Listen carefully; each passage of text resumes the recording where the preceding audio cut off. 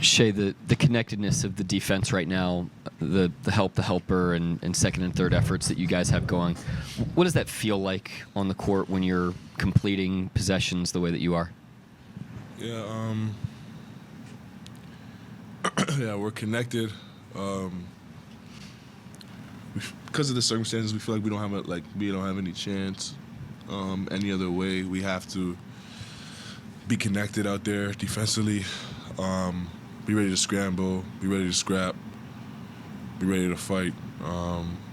It's just what our identity is and what the game has called us to become. And you've seen J-Dub in the way that he's grown over the last handful of years. What stands out to you about the way that he's accepted some of the challenges that have come his way during this time? Yeah, he just really affects the game.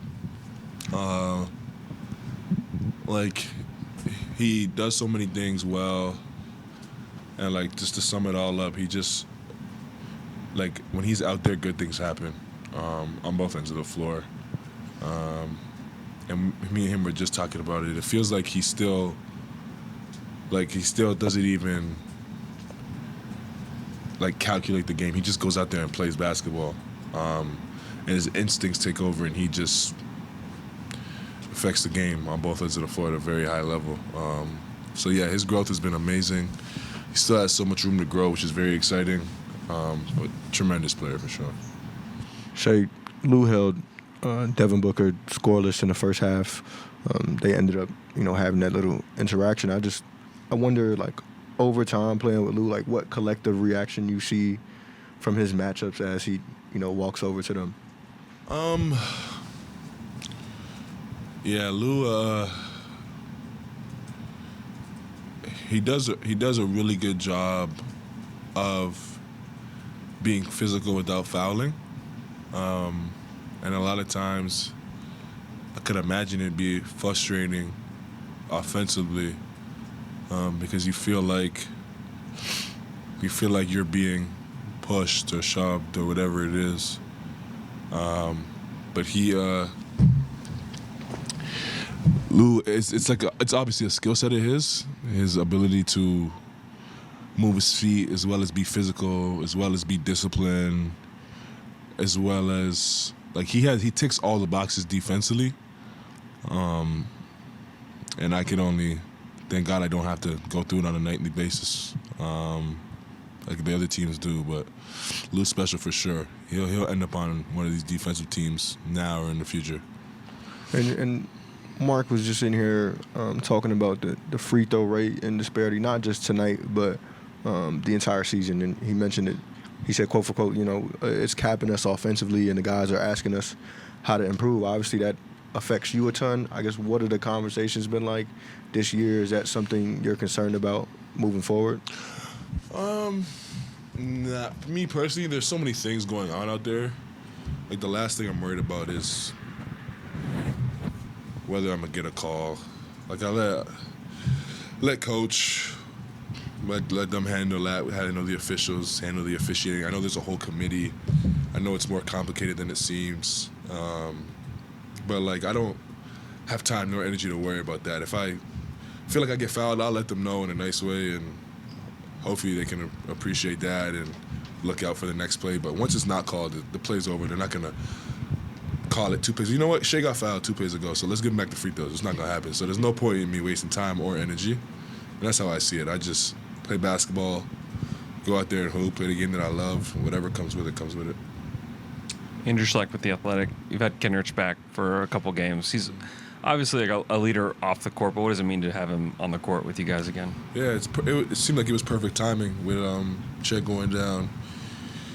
He's been our small ball 5 for as long as he's been here. We're all comfortable with him in that position, and so is he. So it was like I said, perfect timing. Back to Joel's question about the fouls. That mindset that you have, did it come from ever have you always had it, or did you have to grow into that? I think I want to say it was maybe my parents growing up, talking to the refs and complaining to the refs was something that we just didn't do, and wasn't like tolerated, I guess, for my coaches and my parents growing up playing basketball. And I guess it's just something that I've carried on. But yeah, it's time and energy wasted, if you ask me. And then you guys out-rebounded them, 13 offensive boards. What did you like about you guys' effort on the glass tonight? Yeah, we gave ourselves extra possessions. It's a big part of the game. The more possessions, the more chances to score. The more you score, the more you win. So it's something that we've tried to put emphasis on, and we did a good job of it tonight. Michael Martin, Let's Talk Thunder. Shai, you talked the other week about preparing your teammates for the playoffs and things like that. How do you feel like you sort of exploring more threes more frequently, specifically the pull-up, is going to help you further in the playoffs?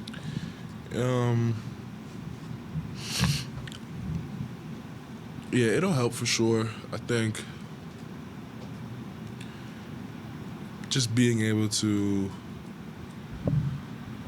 at the end of the day, every possession you come down and you're trying to get something done, and the defense is trying to get something done, and whoever wins the battle wins the possession. And those stack up to wins and losses. And the more that myself, in this instance, but the team offensively can have the defense worry about multiple things, the better off we'll be.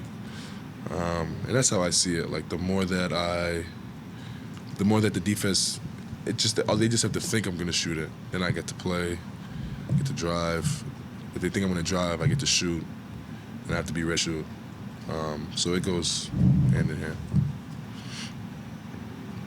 Oh, Shai, Mark was in here saying the other night, and he often says that you're in the driver's seat of your own development, and that nobody's better than you for that because you care so much. I just wonder, do you prefer it that way? He mentioned that he doesn't overcoach you, that we'd be surprised how little he coaches you. Is that something you prefer?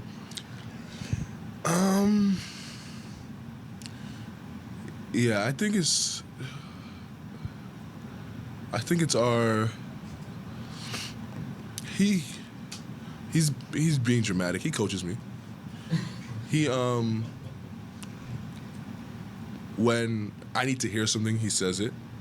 And that's what I respect most about him. Like he doesn't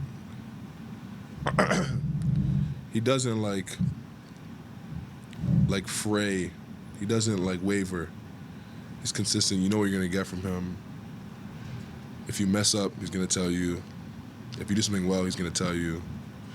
And he does that like a perfect amount with me, and I a lot of the times know when I mess up. So I guess that's what he means by he doesn't have to coach me. Like I know whether I should have passed or didn't pass, whether I should have been the low man or not the low man. Like a lot of times I know. I'm out there a lot. I have a lot of feel for the game. So I think that's what he means by it. But he does a really good job in finding the balance of being on me and also letting me like figure it out and play for myself. So 7 years in, just how much of your development would you say you actually have control over, and what are you still seeking guidance with? 100% of my development.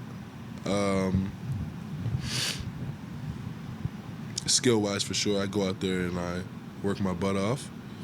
And then mentally, I've had a few coaches growing up, as well as Coach Mark and some of the coaches on the staff that have helped me understand the game better, think it in a different way. So yeah, it's a collective, but at the end of the day, you got to go out there and do the work. You guys have obviously played small a lot in your time here, but like knowing that like that's the only way that you can play over the last few games, does it feel like any different to you guys, knowing that there's like not a big coming in at any point in the game? Honestly, not at all. I feel like we've had to play this way for so long that we're really used to it. And we have a bunch of guys that are like hard-nosed. Like we almost prefer to play. We don't prefer. We would rather have a 7-footer out there that can block shots and shoot threes. But we don't like. We have fun playing, switching, being in the gaps, being able to gamble, being able to rotate, help each other. It's almost like a pickup field of basketball. Like, we're not in coverage all game. Like, we're not. If someone sets a screen, they don't have an advantage right away because of the mismatch or height difference. You know what I mean?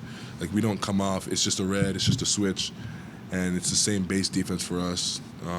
So it's like, it's fun. Now, obviously, you need multiple ways to play defense to win big, and that's where our big guys come in, and they do it at a high level. And when they're back, they'll continue to do so.